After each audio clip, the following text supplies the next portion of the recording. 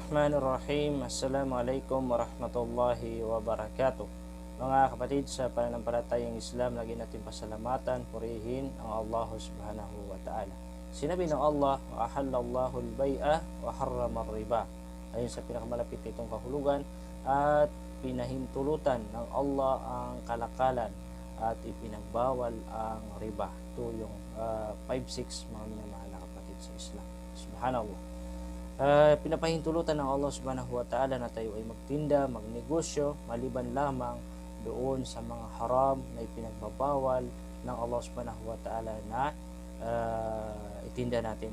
Tulad ng hindi pinapahintulutan sa Islam na ikaw ay magtinda ng revolto, no? Hindi pinapahintulutan sa Islam na ikaw ay magtinda ng baboy, shabu, alak at sigarilyo at iba pang mga paninda na hindi pinapayagan ng ating relihiyong Islam. Kaya kung ikaw ay tunay na naniniwala sa kaisahan ng Allah subhanahu wa ta'ala, na kapag narinig mo na ito ay bawal itinda bilang isang Muslim, ay huwag kang maging pasawa.